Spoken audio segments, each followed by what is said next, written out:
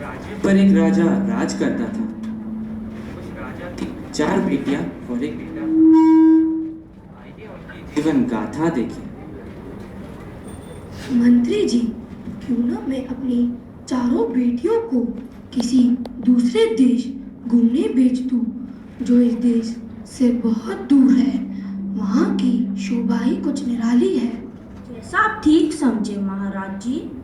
मंत्री जी, जाइए चारों राजकुमारियों को बुला लाइए। जो आज्ञा महाराज जी।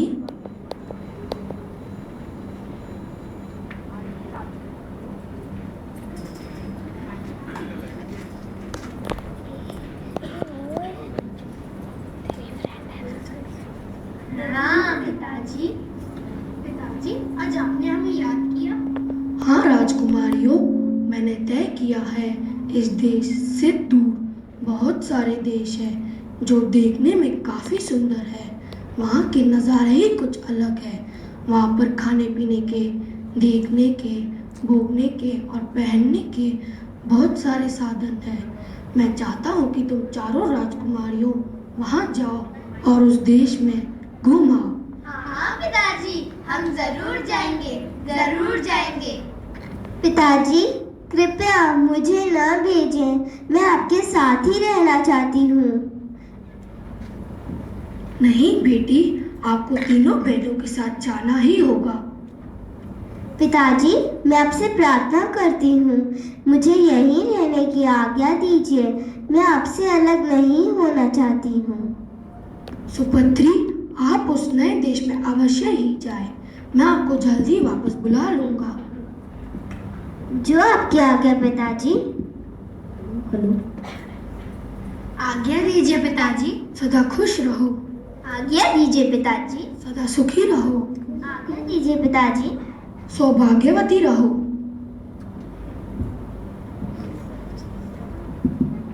चारों राजकुमारियां प्रेम के देश से निकलकर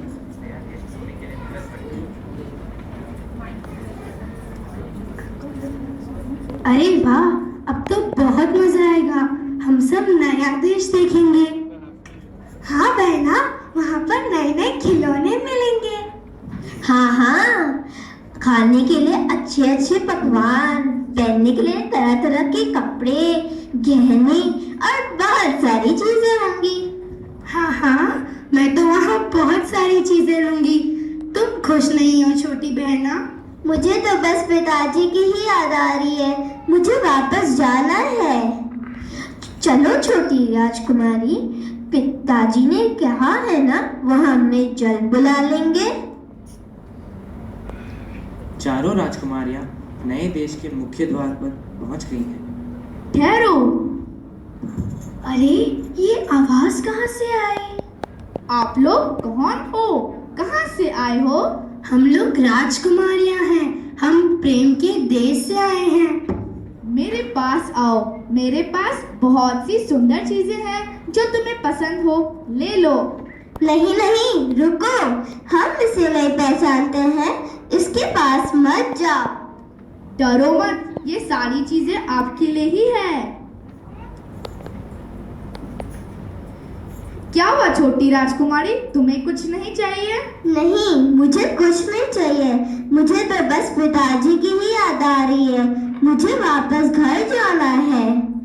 मेरे पास कितनी अच्छी अच्छी चीजें हैं। खेलने के लिए खिलौने, पहनने के लिए गहने, सुनने के लिए MP3, खाने के लिए बर्गर जो बहुत टेस्टी है, पिज्जा जो तुमने कभी खाया ही नहीं होगा।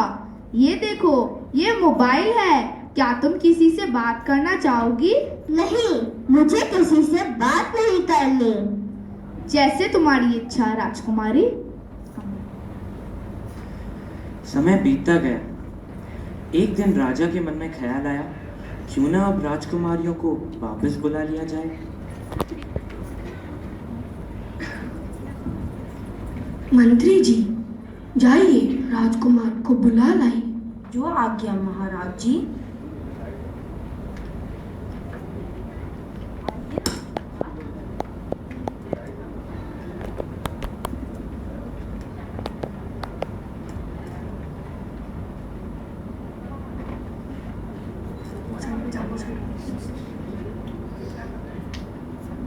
पिताजी प्रणाम।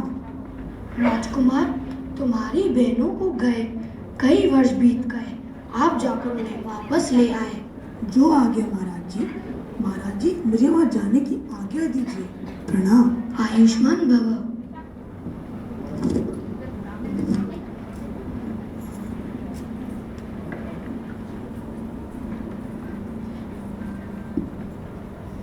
मैं प्रेम के देश से आया हूँ। प्रणाम।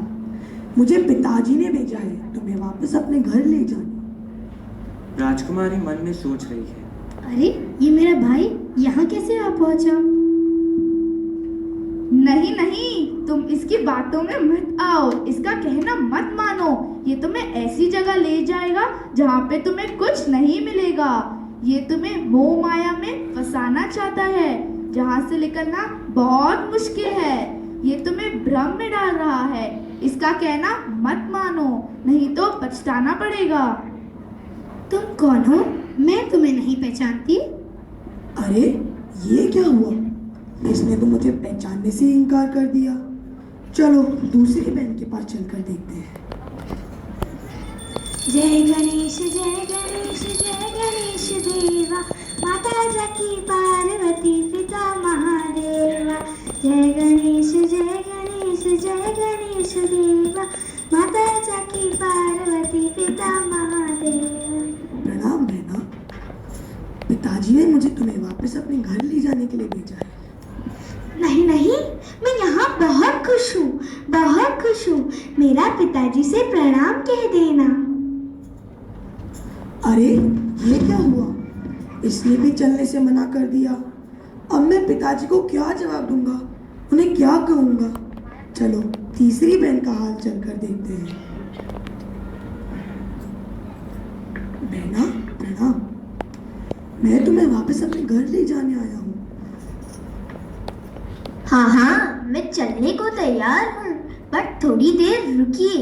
मुझे यहाँ की जो जो चीजें पसंद है, मैं वो सब लिख के आपके साथ चलती हूँ। बहना, मैं पिताजी के पास जा रही हूँ। रुकिए राजकुमारी, आप इस देश की चीजें और उपहार अपने साथ वहाँ प्रेम के देश नहीं ले जा सकती। क्यों नहीं? बिल्कुल नहीं, यहाँ की कोई भी चीज ले जाना मना है। फिर भाई मैं भी नहीं चलूंगी, मुझे यहाँ की चीजें बहुत पसंद है। तुम इतने मोह माया के जाल में फंस चुके हो कि चाहते हुए भी अपने पिताजी के पास नहीं चलना चाहती। पिताजी से कह देना कि मैं यहाँ बहुत खुश हूँ। अरे इसने भी चलने से इनकार कर दिया। चलो चौथी बहन के पास चलकर देखते हैं। अरे मेरा भाई आ गया। भाई अब कैसे हैं? मैं बहुत खुश हूँ। बहना तुम यहाँ पर कैसी हो? मुझे तो यहाँ पे अच्छा ही नहीं लगता है। भाई अब मुझे ले जाने आए हैं ना? पिताजी ने ही आपको भेजा होगा। हाँ हाँ, पिताजी ने ही मुझे भेजा है। फिर मैं आपके साथ चलने के लिए तैयार हूँ। चलो बहना। रुकिए बहना रुकिए, मत जाइए।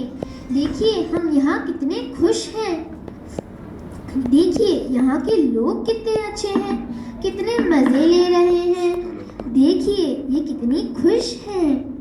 देखिए ये सलमान खान है, ये फिल्मों में काम करते हैं, इसे सब प्यार करते हैं। एक बार जो मैंने कमिटमेंट कर ली, उसके बाद तो मैं खुद की भी नहीं सुनता। देखिए ये किससे बात कर रहा है। Hello darling. दादी जी, मुझे आपकी बहुत याद आ रही है। I miss you, I love you. देखिए ये कितने खुश हैं, कितने मजे ले रहे हैं।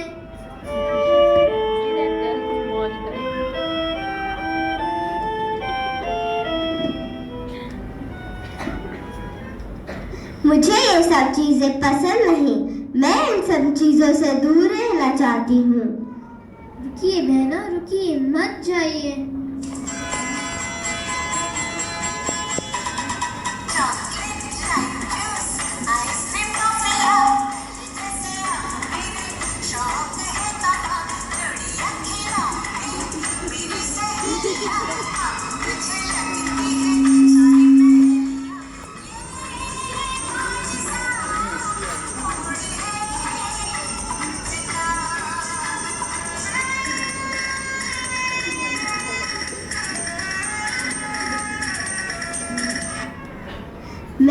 वापस अपने निज घर जाना चाहती हूँ। हमें छोड़कर मत जाओ बहना, मत जाओ। मुझे पिताजी के पास जाना है। चलो भाई, मुझे अपने निज घर ले चलो। ये बहना रुकिए, मत जाइए। ये कहानी हम सभी के यथार्थ जीवन से संबंधित है। कहानी में राजा परमात्मा का परिचायक है, जो प्रेम की नगरी पर राज करता है। चारों राजकुमारियां आत्माओं की भूमिका निभा रही है, जिसे प्रभु ने नए देश में भ्रमण करने के लिए भेजा है। और सद्गुरु परमात्मा का परिचायक है, जो हमें अपने निज घर वापस ले जाने आया है।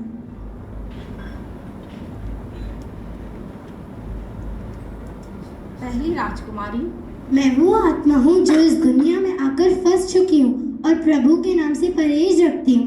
दूसरी राजकुमारी, मैं वो आत्मा हूँ जो बहरी तौर तरीके से प्रभु की आराधना करती हूँ। तीसरी राजकुमारी, मैं वो आत्मा हूँ जो सद्गुरु के कहे अनुसार चलना तो चाहती हूँ, परंतु दुनिया की इच्छाएं नहीं छोड़ सकती। चौथी राजकुमारी, मैं वो आत्मा हूँ जो सद्गुरु के आते ही उन्हें पहचान लेती हूँ और उनके तुरंत बताए रास्ते पे चलने लगती हूँ। हमारी संत राजेंद्र सिंह जी महाराज के चरण कमलों में यही प्रार्थना है कि हम भी चौथी राजकुमारी की तरह उनके साथ वापस अपने निज घर चलने को तैयार हो जाएं। धन्य सद्गुरु।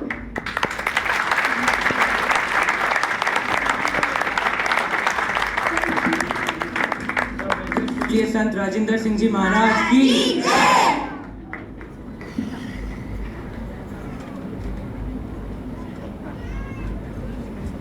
चौथी राजकुमारी कितनी भाग्यशाली है, कितनी भाग्यशाली आत्मा है जो आते ही सद्गुरु को पहचान लेती है। इसी तरह हमें भी चाहिए कि हम मेडिटेशन में अधिक से अधिक समय लगाएं और अपने सच्चे घर सचखंड चलने की तैयारी करें।